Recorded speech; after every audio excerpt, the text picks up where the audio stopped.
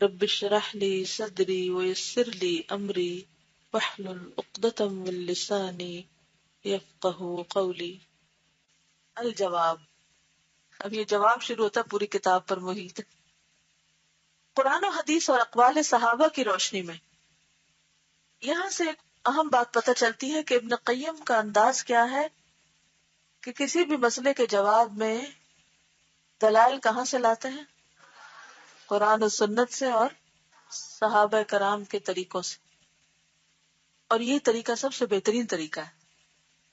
یہ کہنے کی بجائے کہ فلاں اسکالر کہتا ہے، فلاں شیخ کہتا ہے، فلاں ڈاکٹر کہتا ہے، فلاں ریسرچ کہتی ہے، سب سے پہلے ہمارا رخ کس طرف ہونا چاہیے؟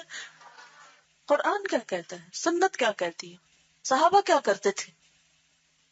جب بھی کوئی مسئلہ درپیش ہو، یہ اپنی عادت بنا لیجئے، کہیں پر بھی زندگی میں کوئی بھی پریشانی آئے، کوئی بھی مسئلہ آئے، تو ہمیشہ پوچھے کہ اچھا اس سچویشن میں نبی صلی اللہ علیہ وسلم نے کیا کیا تھا۔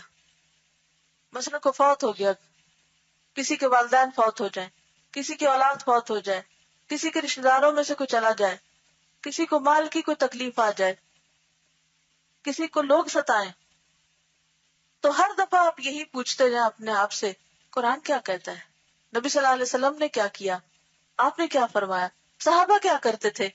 خوبصورت جواب ملے گا آپ کو، کیونکہ ہدایت کا راستہ کون سا ہے؟ صراط الذین انعمت علیہم۔ حضرت شیخ ابن قیم رحمہ اللہ مذکورہ بالا سوال کے جواب میں فرماتے ہیں، الحمدللہ اما بعد۔ حضرت ابو ہریرہ سے روایت ہے کہ رسول اللہ صلی اللہ علیہ وسلم نے ارشاد فرمایا، ما انزل اللہ داء الا انزل له شفاء، بخاری کتاب الطب۔ اللہ تعالیٰ نے کوئی ایسا مرض پیدا نہیں کیا جس کے لیے شفا نہ رکھی گئی ہو۔ کتنی زبردست بات ہے یہ، ساری مایوسی اس ایک حدیث سے ختم ہو جاتی ہے۔ کوئی بیماری ایسی ہے ہی نہیں، اس کا مطلب ہے کہ کینسر کا بھی جی ہاں علاج ہے، لیکن عام طور پر جب کسی کو ایسا کچھ ہو تو لوگ کہتے ہیں لا علاج مرض، اب تو اس میں مرنا ہی مرنا ہے، اور وہ مرنے سے پہلے مرنے لگتا ہے۔ حضرت جابر سے مروی ہے کہ رسول اللہ صلی اللہ علیہ وسلم نے فرمایا، لکل داء دواء فاذا اصیب دواء الداء برئ باذن اللہ، صحیح مسلم، باب لکل داء دواء۔ اگر آپ زیر زبر لگاتے جائیں تو آپ کو آئندہ کسی اور کو پڑھ کے سنانے میں آسانی ہوگی۔ ترجمہ، ہر مرض کی دوا ہے۔ کسی مرض کی جب صحیح طریقے پر دوا کی جاتی ہے تو اللہ تعالیٰ کے حکم سے مریض اچھا ہو جاتا ہے۔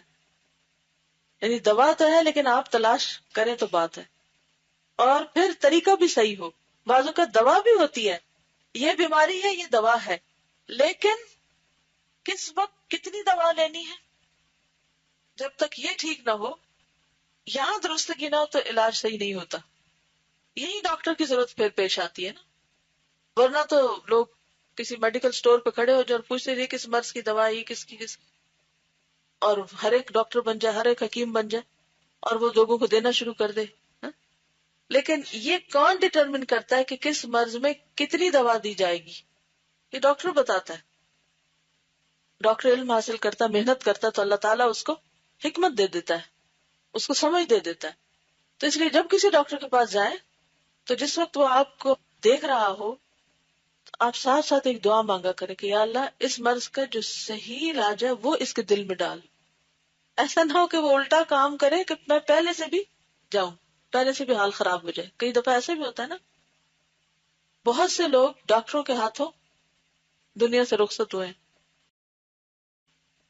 طبیعت جب کسی دوا کو کامل طور پر قبول کر لیتی ہے تو جس درجہ طبیعت دوا کو قبول کرے گی اسی درجے بدن اور جسم کو نفع پہنچے گا۔ اسی طرح آدمی کا قلب کسی دوا اور تعویذ کو قبول کر لیتا ہے، اور دعا پڑھنے والے کے اندر ازالہ مرض کے لیے نفس فعالہ اور ہمت مؤثرہ ہوتی ہے، تو یہ دعا مکروہ و ناگوار امر کی مدافعت اور حصول مطلوب و مقصود کا ایک کبھی ترین سبب بن جاتی ہے۔ لیکن بسا اوقات دعا اور دم کی تاثیر اس لیے نہیں ہوتی کہ کسی ایسی چیز کی دعا کی جائے جو اللہ تعالیٰ کو پسند نہیں اور اس میں کسی پر ظلم ہو رہا ہے، یا اس لیے اثر نہیں ہوتا کہ دعا کے وقت قلب پوری طرح اللہ تعالیٰ کی طرف متوجہ نہیں ہوتا، اور کامل طور پر جمعیت خاطر نہیں پائی جاتی، یعنی خیالات اکٹھے نہیں تو منتشر ذہن ہوتا ہے. اس لیے اس کا حال ایک ڈھیلی کمان کا سا ہوتا ہے. ڈھیلی کمان سے پھینکے جانے والے تیر کی رفتار سست ہی ہوتی ہے. پھر اس لیے تاثیر نہیں ہوتی کہ اجابت دعا میں کوئی اور چیز رکاوٹ پیدا کر رہی ہے، مثلا حرام غذا کھائی جاتی ہے، یا کسی پر ظلم کیا جا رہا ہے، یا دلوں پر گناہوں کا میل چڑھا ہوا ہے، اور قلوب پر غفلت، سہو یا لہو و لعب کی تاریکیاں چھائی ہوئی ہیں. جیسا کہ حضرت ابو ہریرہ سے مروی ہے کہ رسول اللہ صلی اللہ علیہ وسلم نے فرمایا: ادعوا اللہ وانتم موقنون بالاجابہ واعلموا ان اللہ لا يقبل دعاء من قلب غافل لاہ. المستدرک کتاب الدعاء. بارگاہ الہی میں اس طرح دعا کرو کہ تمہارے اندر اجابت دعا کا پورا پورا یقین موجود ہو. خوب سمجھ لو کہ غافل بے خبر قلب کی دعا اللہ تعالیٰ قبول نہیں کرتا. دعا ایک ایسی پرتاثیر دوا ہے. ہم تو دعا اور دوا الگ الگ کرتے رہتے ہیں نا، دعا بھی کریں دوا بھی کریں، یہ لگتا ہے جیسے دو الگ چیزیں ہیں. انہوں نے کیا کیا، یہ کہتے ہیں دعا پرتاثیر دوا ہے، دعا ہی دوا ہے. یعنی اور دوائیں بھی ہوں گی مگر دعا بھی دوا ہے جو یقیناً نفع دیتی اور مرض کو دفع کرتی ہے. مگر جب قلب غافل اور اللہ تعالی کی جانب سے بے خبر ہو تو دعا کی قوت بیکار ہو جاتی ہے، یعنی وہ قوت زائل ہو جاتی ہے. کوئی مثال، مثلا ایک انجیکشن اگر آپ کے جسم میں جائے تو اس کا فائدہ یقیناً ہوگا اگر وہ صحیح ہے، موافق ہے. اور اگر آپ زمین پہ گرا دیں تو کیا ہوگا، ضائع ہو گیا. کوئی بھی چیز اگر اپنے صحیح مقام پر نہیں، صحیح طریقہ پر نہیں تو ضائع ہو گئی. مثلا آپ کی صلاحیتیں صحیح مقام پر نہیں تو کیا ہوئی، ضائع ہو گئی. اور اگر صحیح مقام پر ہے تو یقیناً فائدہ ہوگا. تو اسی طرح جب دل غافل ہو اور اللہ سے بے خبر تو دعا منہ سے تو جا رہی ہے مگر اپنے ہدف پہ نہیں گئے، وہاں نہیں پہنچی جہاں اس کو پہنچنا چاہیے. ابو ہریرہ سے مروی ہے کہ رسول اللہ صلی اللہ علیہ وسلم نے فرمایا: ایھا الناس ان اللہ طیب لا يقبل الا طیبا وان اللہ امر المؤمنین بما امر المرسلین فقال یا ایھا الرسل کلوا من الطیبات واعملوا صالحا انی بما تعملون علیم وقال یا ایھا الذین آمنوا کلوا من طیبات ما رزقناکم. صحیح مسلم کتاب الزکوٰۃ. اے لوگو، اللہ تعالیٰ پاک ہے اور وہ پاک چیز ہی کو قبول کرتا ہے. اللہ تعالیٰ پاک ہے، تصور بھی کیجیے، صرف لفظ نہیں پڑھیے، اللہ پاک ہے اور وہ پاک چیز ہی قبول کرتا ہے. اور اللہ تعالیٰ ایمان والوں کو اسی چیز کا حکم دیتا ہے جس کا حکم اس نے انبیاء کرام کو دیا ہے. اس کے ثبوت میں آپ صلی اللہ علیہ وسلم نے یہ آیت پڑھی: یا ایھا الرسل کلوا من الطیبات واعملوا صالحا، اور پھر یہ آیت پڑھی: یا ایھا الذین آمنوا کلوا من طیبات ما رزقناکم. حضرت ابو ہریرہ فرماتے ہیں اس کے بعد رسول اللہ صلی اللہ علیہ وسلم نے فرمایا: الرجل یطیل السفر اشعث اغبر یمد یدہ الی السماء یا رب یا رب ومطعمہ حرام ومشربہ حرام وملبسہ حرام وغذی بالحرام فأنى يستجاب لذلك. صحیح مسلم کتاب الزکوٰۃ. ایک آدمی طویل سفر کرتا ہے اور اس حال میں ہے کہ خستہ حال اور گرد و غبار سے اٹا ہوا، آسمان کی طرف ہاتھ اٹھا کر اللہ سے مانگتا ہے: اے پروردگار، اے پروردگار. اور حال یہ ہے کہ اس کی غذا حرام ہے، پینا حرام ہے، اس کے کپڑے حرام ہیں، حرام غذا کھائی ہے. اس کی دعا کس طرح قبول ہوگی؟ یعنی دعا تو یقیناً نافع ہے لیکن اس میں کچھ رکاوٹیں آتی ہیں جن میں سب سے بڑی رکاوٹ ناپاکی ہے، اور خصوصاً غذا کا حرام ہونا، کھانا پینا حرام ہونا، لباس کا حرام ہونا، چوری، غصب، ڈاکہ، رشوت، جھوٹ فریب سے کمائی ہوئی آمدنی، حرام چیزوں کو بیچ کے لی ہوئی آمدنی، یہ ساری چیزیں حرام کی قسمیں. اور جب انسان ان کو استعمال کرتا ہے تو پھر انسان کا دل بھی سخت ہوتا ہے، انسانوں کی ہمدردی بھی جاتی ہے، عبادت میں دل نہیں لگتا اور دعائیں بھی قبول نہیں ہوتی. تو اس کے لیے بہت زیادہ اس بات کی کوشش کرنی چاہیے کہ ہم عبادت سے پہلے اپنے کھانے پینے کو پاک کریں. ہو سکتا ہے آپ کہیں کہ اب ہم تو نہیں کماتے، ہمارے شوہر کماتے ہیں یا ماں باپ کماتے ہیں اور وہ لاتے ہیں، ہمیں کیا پتا وہ کیا کرتے. چلیے ٹھیک ہے، جتنا آپ ان کو بتا سکتے ہیں آپ کر سکتے کریے، لیکن آپ کے پارٹ پر آپ خود اپنی غذا میں سلیکشن کس چیز کی کرتے ہیں؟ بہت سے لوگ جب کچھ کھاتے ہیں تو کیا واقعی طیب کھاتے ہیں؟ کیا کھاتے ہیں؟ جنک. جنک میں بہت ساری چیزیں ایسی ہیں جو طیب نہیں ہیں، اور اس میں اگر آپ تھوڑا سا اس کے پیچھے چلے جائیں کہ وہ چیزیں تیار کیسے ہوتی ہیں، حتیٰ کہ مرغیوں کو پالتے کیسے ہیں، پھر اس کے بعد ان کو ذبح کیسے کرتے ہیں، پھر اس کے بعد اس میٹ کی پروسیسنگ کیسے ہوتی ہے، پھر وہ کہاں کہاں سے ہوتا ہوا ان مرحلوں سے گزر کر کیا کچھ اس میں شامل کر کے آپ کے برگرز میں آتا ہے، اور آپ نے کہ اپنی خون پسینے کی کمائی بالکل حلال حلال جا کے صرف زبان کے ٹیسٹ کے لیے، اگر اپنے شہر میں نہ بھی ہو تو دوسرے شہر کا ٹریول کر کے جا کے کھائیں گے، اور نہیں پتا کہ وہ حلال بھی ہے یا نہیں. کتنے لوگ ہیں کہ جیسے کھانوں پہ فخر کرتے ہیں اور نہیں سوچتے کہ یہ کس چیز سے بنا ہے، کہاں سے آیا، کیونکہ یہ اس بات کا شعور ہی ختم ہو گیا ہے کہ حرام چیزیں اور غیر طیب اور غیر طیب میں ایک چیز بظاہر صاف ستھری بھی نظر آ رہی ہے، ٹیسٹ بھی بہت اچھا ہے، لیکن وہ حقیقت میں طیب نہیں ہے. اور اس دور کے فتنوں میں سے ایک بہت بڑا فتنہ ہے. پچھلے دنوں کسی کے ہاں جانا ہوا تو انہوں نے کچھ کلپس دکھائے ایک ڈاکیومنٹری کے، کہ جس میں انہوں نے بتایا کہ جو بہت ساری فوڈ چینز ہیں، یعنی ملٹی نیشنلز ہیں، ان میں میٹ کہاں سے آتا ہے. انہوں نے رائٹ فرام دا بگننگ کہ چکس کیسے پیدا ہوتے ہیں، کہاں رکھے جاتے ہیں، کیا کھاتے ہیں، کیسے ذبح ہوتے ہیں، ان کا ذبح کا طریقہ کیا ہے، اور پھر کیسے وہ میٹ پروسیس ہوتا ہے اور کس کس طرح پہنچتا ہے، کہ اگر آپ کو دیکھ لیں تو آپ یہ ساری چیزیں حرام کر لیں اپنے اوپر. لیکن آج آپ دیکھیں کہ ہم میں سے وہ شخص سیلف پٹی کا شکار ہو جاتا ہے جس نے وہ مزہ نہ چکھا ہو، اور پھر جب ہم اسلامی ملکوں میں آتے ہیں، اوہ یہاں تو حلال ہی ہوگا، مکہ میں ہے فلاں چیز، بس مکہ میں ہے کافی ہے، پاک ہو گیا. حیرت ہوتی ہے بعض اوقات حرم سے نکل رہے ہوتے ہیں طواف کر کے، سب عبادت کر کے، جب کھانے کے لیے بیٹھتے ہیں تو بالکل نہیں سوچتے یہ طیب بھی ہے یا نہیں، یہ کہاں سے آ رہا ہے. صرف اتنا ہی کافی سمجھتے ہیں کہ ہاں سعودی عرب میں مل رہا ہے، کچھ بھی مل جائے کھا لیں گے. ایسی چیزوں میں بھی احتیاط کرنے کی ضرورت ہے. اس وقت سب کچھ اتنا فریلی اویلیبل دے کے کتنے لوگ ہیں جو اپنے اوپر خود پابندی لگائیں گے کہ نہیں یہ نہیں کھانا مجھے. ہم میں سے کتنے نہیں. تو پھر حج پہ حج کیے جائیں، عمرے پہ عمرے کیے جائیں، لیکن غذا ہی حلال نہیں. اور اگر حلال کے علاوہ یہاں پر آپ دیکھیں کہ حلال کا لفظ بھی نہیں آیا، طیب کا لفظ آیا، غذا ہی طیب نہیں. پھر اس کے بعد آپ دیکھیے کہ بہت سے لوگ جب پکاتے ہیں تو اس میں احتیاط نہیں کرتے صاف ہے یا گندا ہے، ہاتھ صاف نہیں ہوتے، یا بعض اوقات پکانے کا طریقہ ٹھیک نہیں ہوتا، یا جن برتنوں میں کھاتے وہ صاف نہیں ہوتے، طرح طرح کے ڈٹرجنٹ، اور پھر ان میں ڈھنگ کے برتن ہی نہیں دھونے آتے لوگوں کو، اور نہ وہ صاف ہوتے ہیں.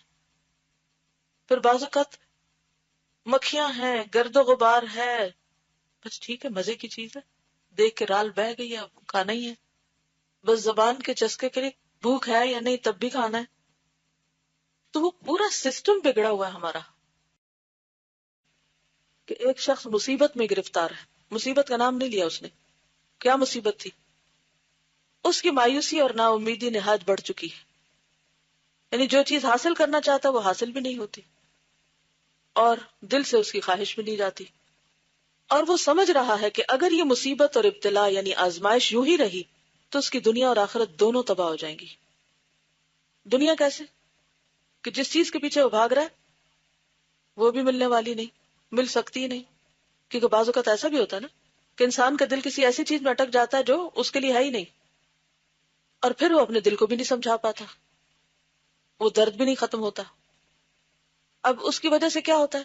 کیونکہ ایسا غم اور ایک ایسی بیماری لگ جاتی ہے جو انسان کی اعلیٰ صلاحیتیں چھین لیتی ہے اور انسان زندگی میں کچھ کرنے کے قابل نہیں ہوتا. اب مثلاً اس کو نماز پڑھنی ہے تو نماز میں دل نہیں لگ رہا، کسی کی خدمت کرنی ہے تو اس میں دل نہیں لگ رہا، پڑھائی ہے وہ تو بالکل ہی ایک طرف ہو گئی. تو انسان دنیا کا بھی نہیں رہتا، اور پھر دین اور آخرت وہ بھی داؤ پہ. عقل سمجھ رہی ہوتی ہے کہ جو میں کر رہا ہوں وہ غلط ہے، یہ صحیح نہیں، لیکن پھر بھی مرض اتنا شدید ہے کہ چھٹکارا ممکن نہیں، انتہائی مشکل ہے. بعض اوقات لوگ لوگوں سے بھی ڈرتے ہیں کیونکہ لوگوں کو پتہ چل گیا تو بڑی بےزتی ہوگی، ماں باپ کو پتہ چل گیا تو کیا ہوگا، جان سے مار دیں گے، یا اور بھی دنیا کے کئی نقصان انسان کے سامنے آتے ہیں. آپ نے دیکھو کہ کئی لڑکیاں اس مرض کا شکار ہو کر گھروں سے نکل جاتی ہیں، اور کئی بھاگی ہوئی لڑکیاں نہ آگے کی نہ پیچھے کی. آپ نے بھی کئی ایک کہانیاں سنی ہوگی، مار ڈالا جاتا ان کو، نہ ان کا کوئی جنازہ، نہ ان کو کوئی قبر بعض اوقات نصیب ہوتی، بعض اوقات مار کے جلا بھی ڈالتے ہیں. کیا سے کیا آفات آتی، دنیا بھی گئی آخرت بھی گئی. کئی شادی شدہ خواتین اس مصیبت کا شکار ہو جاتی، ادھر بچے ہیں، ادھر شوہر ہے، اور ادھر دل کہیں اور اٹکا ہوا ہے. اب اگر اپنے بچوں کو چھوڑے تو ان کا مستقبل برباد، خاندان بھر کی بے عزتی، اپنی ذلت. تو ایک چیز کو چھوڑنا زیادہ آسان ہے بنسبت اس کے کہ ہر چیز چھوڑ دی جائے صرف ایک کی خاطر. تو بعض لوگ اس مصیبت میں مبتلا ہو کر اس حد تک مجبور ہو جاتے کہ ہر چیز چھوڑ دیتے، مال، گھر، رشتہ دار، والدین، اولاد، شوہر، عزت، دولت، اور کیا حاصل کرنا چاہتے؟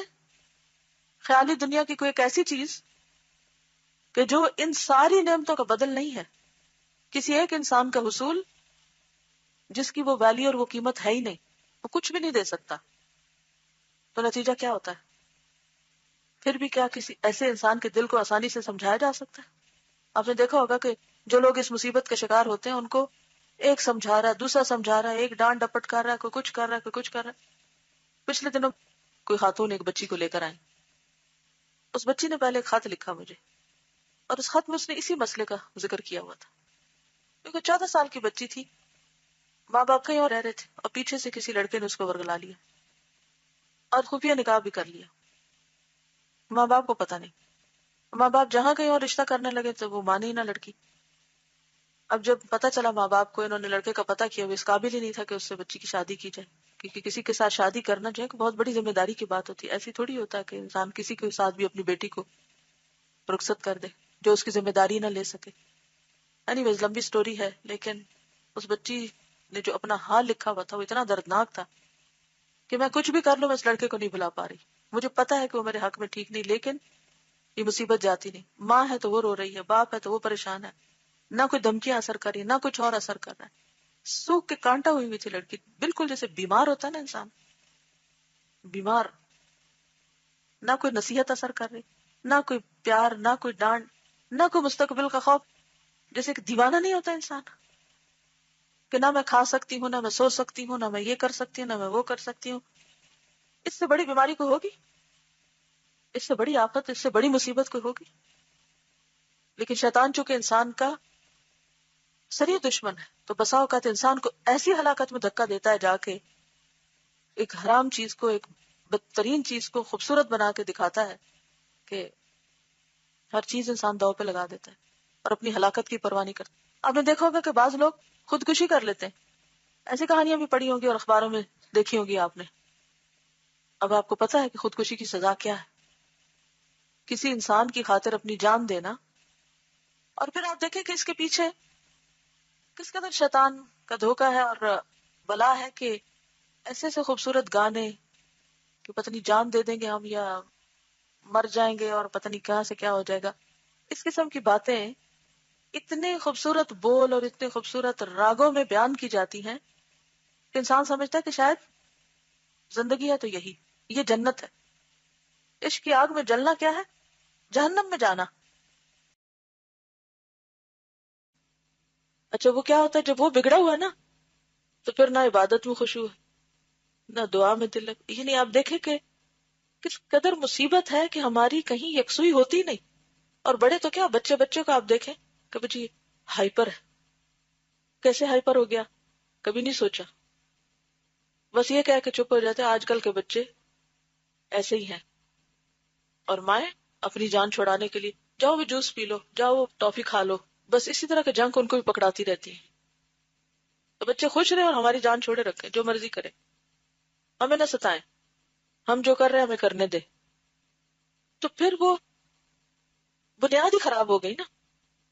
جب غذا ہی خراب ہو گئی، جب وہی نفس کو کنٹرول نہیں کیا، تو پھر آگے تو بگاڑ ہی بگاڑ. اور پھر آپ دیکھیے کہ کسی بھی ایک غیر طیب کی وجہ سے صرف ایسا نہیں کہ دعائیں قبول نہیں ہوتی، بلکہ کیا ہوتا ہے جب طرح طرح کی ہمیں بیماریاں لاحق ہوتی تو پھر عبادتیں تو پیچھے ہی رہ جاتی ہیں. تو اس لیے انہوں نے سب سے پہلے بنیادی بات پکڑی ہے کہ بھئی یہ پڑھنے سے پہلے یہ جان لو اور اپنے آپ کو جائزہ بھی لے لو کہ دعا کو ملامت نہ کرو. بہت سے لوگ جب ان سے کہا جائے دعا کرے، بہت دعائیں کی ہیں اور پہلے کہہ دیتے ہیں ہماری تو سنی نہیں جائے گی، ہماری تو قبول ہی نہیں ہونی. شیطان نے پکا یقین کرا رکھا ہے تمہاری نہیں قبول ہونی، کرو ہی نہ، ضرورت ہی نہیں. نہیں بھائی، جانا کہاں ہے، بھاگنا کہاں ہے، دعا تو کرنی ہے. اور اگر قبول نہیں ہو رہی تو اس کی ریزن جاننی، وجہ معلوم کرنی، اور اس وجہ کو درست کرنے کی کوشش کرنا. کیونکہ یہاں تھوڑی بیٹھے رہنا، دنیا میں جانا ہے واپس، تو جانے کے لیے بہت کچھ کرنا ہے ابھی. اور اسی طرح دوسرا شوق کپڑوں کا، نہیں پتا حلال ہے حرام ہے، نہیں پتا ہم ڈھکتے ہیں ننگے ہیں، کیا ہے کیا نہیں. چلیے باقی تو چھوڑیے. نماز کے وقت بہت سے لوگ نماز کے وقت بھی اس بات کا خیال نہیں رکھتے کہ ان کا جسم اتنا ڈھکا ہوا ہے جتنا ریکوائرڈ ہے اللہ سبحانہ و تعالیٰ کی طرف. اس میں بھی ہم نے طرح طرح کی تعویلیں کر رکھی. شکر کرو پڑھتے تو ہیں، اب تم اس بات میں لے بیٹھے ہو کہ تمہارا دوپٹہ باریک ہے اور بال جھلک رہے ہیں اور ٹخنے ننگے ہیں یا بازو ننگے ہیں. حتیٰ کہ لوگ حج عمرے میں بھی پرواہ نہیں کرتے. کبھی مجھے اتنا دکھ اور تکلیف ہوتی ہے کہ عمر بھر کی کمائی لگا کے یہاں آئے ہیں اور لباس ہی ٹھیک نہیں ہے، طواف ہو رہا ہے، عمرہ ہو رہا ہے، یہ کیا ہو رہا ہے؟ جس لباس میں نماز نہیں ہوتی، جس لباس میں طواف نہیں ہوتا، عمرہ نہیں ہوتا، وہ کر کے ہم بڑے خوش ہیں کہ ہم نے بڑا کمال کر لیا. تو کبھی یہ خیال آئے کہ میری دعا نہیں سنی جائے گی تو فوراً اپنی اصلاح کی فکر کرے کہ کہاں کمی ہے. اچھا، یہ جو بات کی گئی نا قلب غافل لاہن، کہ دل کی غفلت اور پھر اس کی ادھر ادھر کی مشغولیت. لاہن لہو سے ہے نا، لہو اس چیز کو کہتے ہیں جو اپنے اندر اتنا مشغول کر لے کہ باقی چیزیں انسان کی اگنور ہو جائیں، اسے پش چلی جائیں. تو یہ انہی چیزوں کی وجہ سے ہوتا ہے. یعنی غذا کی بھی اثرات ہوتے، لباس کے بھی. آپ دیکھیے کہ آپ اگر فل سلیوز پہنے ہوئے تو آپ کی کیفیت اور ہوگی، اور اگر آپ ہاف سلیوز پہن کے بیٹھے ہیں تو آپ کی کیفیت اور ہوگی. اگر آپ کپڑوں کو وہ لگا لیں کلف، تو آپ اگر اکڑے ہوئے کپڑے پہنے تو ہو نہیں سکتا کہ آپ کے اندر اکڑ کی کچھ نہ کچھ کیفیت نہ آئے. یعنی ہمارے لباس ہماری عبادت پر اثر انداز ہوتے ہیں، ہمارا کھانا پینا ہماری عبادت پہ اثر انداز ہوتا ہے، اور پھر خاص طور پر دعا پہ. اور عبداللہ بن احمد اپنے والد کی کتاب الزہد میں روایت کرتے ہیں کہ بنی اسرائیل پر ایک بہت بڑی آفت نازل ہوئی. اس آفت اور مصیبت کو دور کرنے کے لیے بنی اسرائیل شہر سے باہر نکلے کہ اللہ عز و جل کی بارگاہ میں دعا کرے. اس وقت اللہ عز و جل نے بنی اسرائیل کے پیغمبر کو وحی کے ذریعے آگاہ کیا کہ ان لوگوں کو کہہ دو کہ تم لوگ اپنے ناپاک جسم لے کر صحرا میں آئے ہو، اور جن ہاتھوں سے تم نے بندوں کے خون بہائے اور گھروں میں حرام اور ناجائز مال جمع کیا ہے، وہ ہاتھ تم میری طرف اٹھاتے ہو. یعنی جس ہاتھ سے تم نے لوگوں کو مارا ہے اور خون بہایا ہے اور جن ہاتھوں سے غلط کام کیا، وہ ہاتھ آگے کر کے کہتے کہ میں اس میں کو خیر و بھلائی ڈالوں. اور اب جب کہ میرا غضب اور عذاب تمہارے لیے سخت سے سخت ہو چکا ہے اور تمہاری بدعمالیوں بد کرداریوں کی وجہ سے تم مجھ سے حد درجہ دور ہو چکے ہو، میرے سامنے دعا کرتے ہو. یعنی اب تمہاری دعائیں کہاں سے سنی جائیں گی؟ بنی اسرائیل کی مثال جو ہے یہ بہت ریلیونٹ ہے ہم سے، کیونکہ بنی اسرائیل اپنے قوم کی مسلمان امت تھی جیسے آج ہم مسلمان امت ہیں. بنی اسرائیل کو جب ڈانٹ پڑ رہی تھے قرآن میں تو مجھے ایسا لگتا ہے کہ یہ ہمیں پڑھ رہی، ہمیں کہا جا رہا ہے. لیکن ہم ان سب چیزوں کو پڑھتے کہ وہ ایک قوم تھی جس نے یہ سب کیا، اور ہم ان کو برا بھلا کہہ لیں اور دنیا میں ان کے خلاف باتیں کر لیں، کتابیں لکھ لیں، لیکچر دے لیں، نعرے لگا دیں، اور ہم سمجھتے ہیں کہ ہم سب ٹھیک ہو گئے، اور یہ بھول جاتے ہیں کہ یہ سب ہمیں آئینہ دکھایا جا رہا ہے. اب مشرکین مکہ کی بات ہو تو ہم اپنے آپ کو سے ڈس ایسوسیٹ کرتے کہ ہم تو مشرک نہیں ہیں، ہم تو حضور صلی اللہ علیہ وسلم کو ماننے والے ہیں. لیکن ان امتوں کا کیا ہوا جو اپنے پیغمبروں کو مانتی تھیں لیکن ان کی کوئی بات نہیں مانتی تھی؟ ابو ہریرہ فرماتے ہیں یکفی من الدعاء مع البر ما یکفی الطعام من الملح. یہ لفظ جو ہے نا برآ، تو یہ اس کو بر کر لیں. لن تنالوا البر کا البر ہوتا نا نیکی. تھوڑی دعا بھی اسی طرح کافی و وافی ہو جاتی ہے. یہاں ترجمے میں آنا چاہیے نیکی کے ساتھ. یکفی من الدعاء مع البر، نیکی کے ساتھ کافی ہو جاتی ہے دعا. ما یکفی الطعام من الملح، جس طرح تھوڑا سا نمک کھانے کے لیے کافی و وافی ہوتا ہے. ٹھیک ہے، یعنی نیکی کرنا، مثلا استغفار پڑھ کے مانگنا، یا پھر صدقہ کر کے دعا کرنا، یا نماز پڑھ کے دعا کرنا، یا قرآن کی تلاوت کر کے دعا کرنا، تو یہ ساری چیزیں کیا ہوتی ہیں؟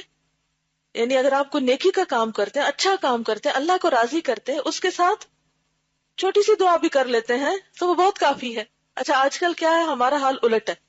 ہم نیکی کی طرف توجہ کم کرتے ہیں، اور پھر جب کوئی مشکل آتی تو 1000 لاکھ وظیفے کرنے کو آسان سمجھتے ہیں، یا نہ بھی سمجھے لیکن اس کو پھر بھی کسی نہ کسی طرح کر لیں گے. اور وہاں بھی یہ نہیں سوچیں گے کہ ہم اور کیا کر رہے ہیں اس کے ساتھ. وہاں بھی ہماری توجہ شیطان نے کسی اور چیز کی طرف کرائی ہوئی ہوتی.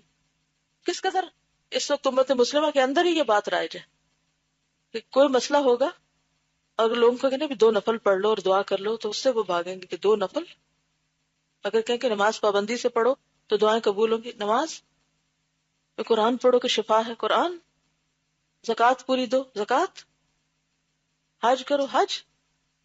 یعنی جو بنیادی فرائض ہے، چھوڑیے باقی نوافل کو، جو بنیادی فرائض ہے ان کی پابندی جو ہے وہ بھی مشکل ہے. اس کے لیے وہ سب چیزیں اجنبی ہوتی جا رہی. لیکن اگر کبھی کوئی مشکل آئے تو کوئی یہ بتائے کہ یہ اتنے 1000، یہ اتنے لاکھ، یہ اتنی دفعہ سویر اتنا شام پڑھو، تو وہ بھی پڑھ لیں گے، یا پھر کسی کو ہائر کر کے پڑھوا لیں گے. کیونکہ مدرسے جو کھلے ہوئے ہیں ان کے بچے عام طور پر ان سے کیا کام لیا جاتا ہے؟ وہ بےچارے مسکین، ان کو ادھر لے جاؤ، اس کا فوت ہو گیا، ان کے گھر میں چلو، ادھر چلو. اس وقت بھی خود اور کاموں میں لگے ہوئے ہوتے ہیں، اور ہائرڈ پیپل کو بلا کے دعا بھی ان سے کروا لیتے ہیں. یا پھر ایک ہی تکیہ کلام ہوتا ہے ہر ایک سے، ہمارے لیے دعا کرے. وہ ٹھیک، اچھی بات ہے. صحابہ کرام کا یہ تکیہ کلام نہیں ہوتا تھا. ہم اس میں بہت مبالغہ کر رہے ہیں، اس میں بھی سوچنا چاہیے. بعض اوقات تو اتنی حیرت ہوتی ہے کہ ایک مجلس میں لمبی چوڑی دعا کر کے اٹھتے ہیں اور اس کے فوراً بعد لوگ آ کے کہتے ہیں ہمارے لیے دعا کریں. تو میں سوچتی ہوں کہ ابھی کیا ہو رہا تھا، ابھی کیا کیا گیا ہے، اس وقت کہاں تھے؟ یعنی کہ ہم سوچتے نہیں نا کہ ہم کیا کہہ رہے ہیں. یعنی اس کا یہ مطلب نہیں کہ کسی سے کہہ نہیں سکتے دعا کے لیے، لیکن ہر چیز کا ایک وقت ہوتا ہے نا، موقع محل ہوتا ہے.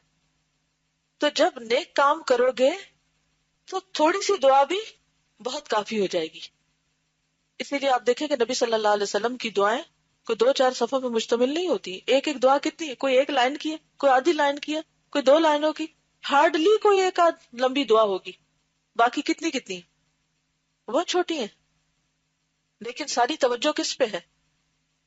توجہ کس پہ ہے؟ زندگی کا مقصد پورا کرنے پہ. تو اس جہنم کو شیطان کیا بنا کے دکھاتا ہے؟ جنت بنا کے دکھاتا ہے. لیکن کون سمجھائے، کیونکہ عقل تو کام ہی نہیں کر رہی. لیکن اس سارے بلا کے باوجود کچھ لمحات اور وقفے ایسے آتے ہیں کہ انسان کیا سوچتا ہے، کیا چاہتا ہے کہ کوئی علاج ہو اس کا. میں نے کیا سب کو مصیبت میں ڈال رکھا ہے، میں ٹھیک کیوں نہیں ہو جاتا؟ پھر وہ کسی سے ڈسکس نہیں کر سکتا اس مصیبت کو کسی کے آگے، کیونکہ جس کو بتایا ہوگا کہ ہاں، اور یعنی وہ سننے سے پہلے ہی، مر جاننے سے پہلے ہی ڈانٹ ڈپکار شروع کر دے.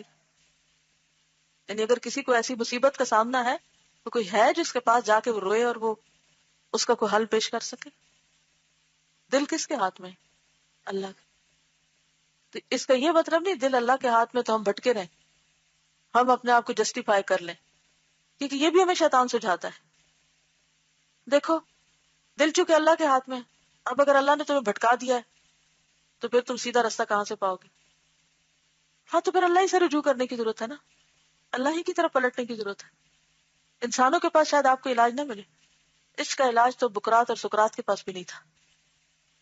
دنیا میں کسی کے پاس ہے ہی نہیں، نہ کوئی سائیکالوجسٹ، نہ کوئی سیکیٹرسٹ، نہ کوئی طبیب، نہ کوئی حکیم، نہ کوئی ڈاکٹر، نہ کوئی انسان، کوئی نہیں اس مرض کا علاج کر سکتا.